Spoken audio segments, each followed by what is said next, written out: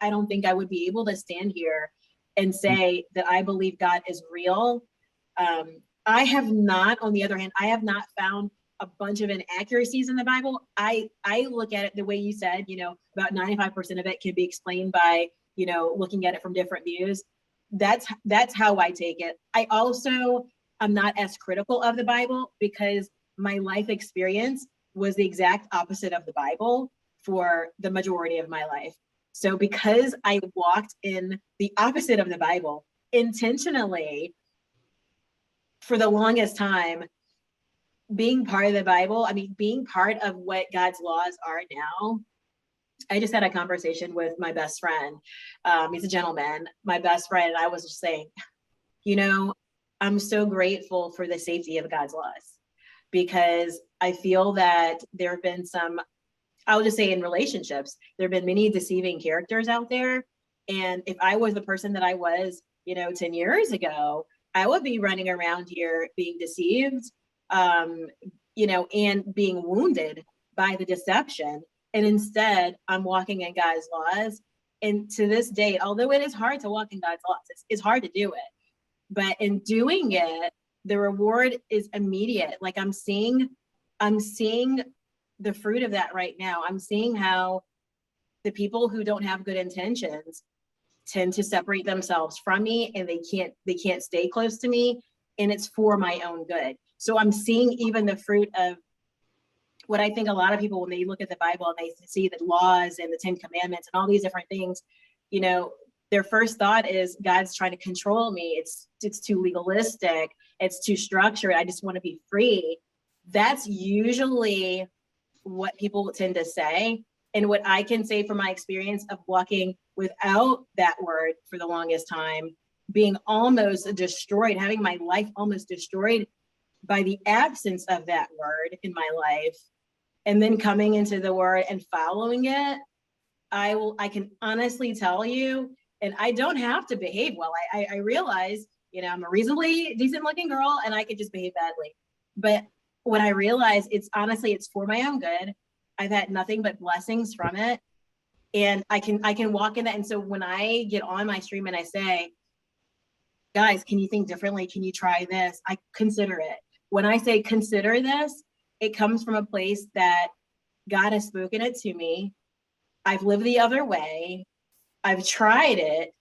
Trying it the other way didn't work. I'm trying it God's way and it is working. So when I say it, I feel it does have power, because it's not like a lot of the ministers nowadays, they've never fallen away from God. I'll be honest with you. They maybe never fallen away. They've maybe from stayed when they were 14, never had any major hurdle, lived this life in the faith. It was beautiful. It was perfect. Right. And they don't have the same testimony that I have. They have that they've been good, well behaved. They have the word and they're trusting God and they have that faith, that wild faith. For me, I couldn't have gotten there without the hardship.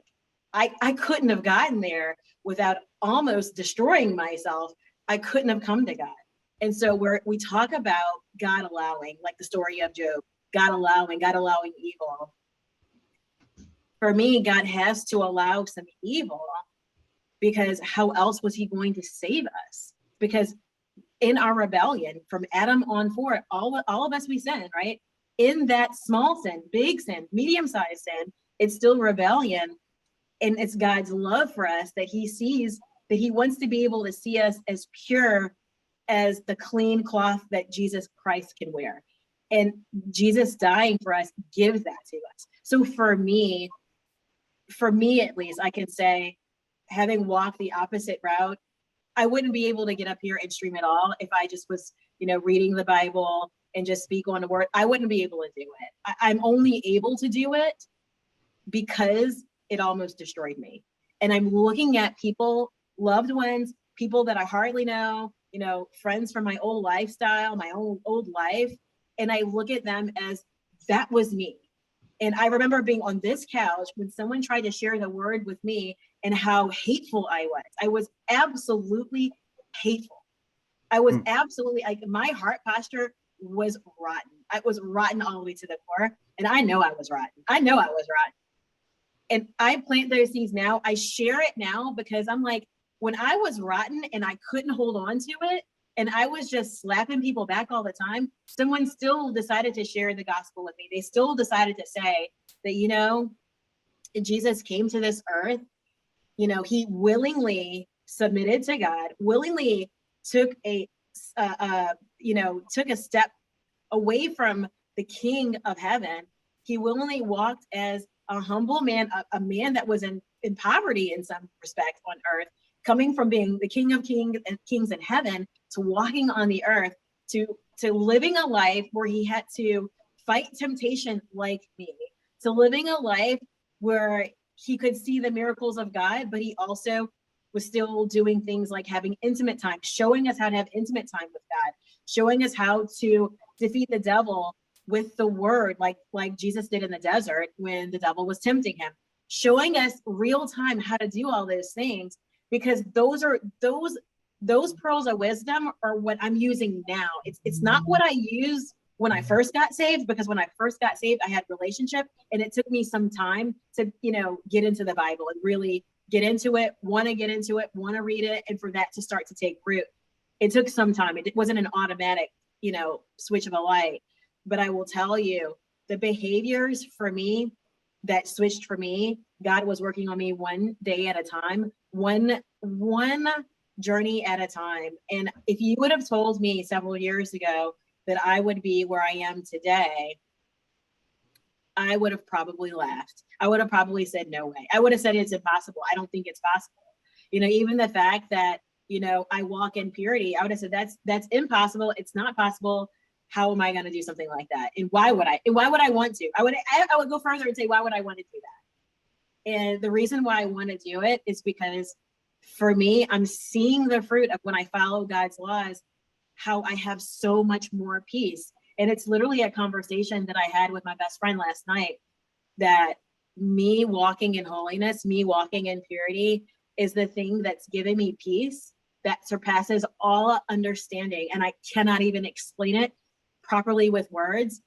But when I broke every law of God and I took that Bible and turned myself away from it, the level of loneliness I felt, I honestly would even have like relationships and partners and still feel lonely. The level of loneliness I felt, the level of, how would I describe it?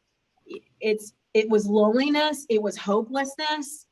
Even if I was going through a hard time, comparing that hard time then to now, what I would say is what I feel different now versus then is I feel hopeful. Even amidst the storm, I feel hopeful. And I feel strategy building. I feel faith building, even amidst the storm. I can actually see what God's trying to do with something. So this is the beauty of the whole idea. The whole idea of it is, I don't think I would have fallen in love with God or fallen for God without the tragedy of almost being destroyed. So I do see that God allowed it. And the Bible does talk about the fact that Jesus has been on the throne since he, ascended to heaven after his crucifixion. He's been on the throne ever since. And I feel that now because the word says it, but I can feel it because even in the struggle, I see him moving. I see the peace. I see the joy.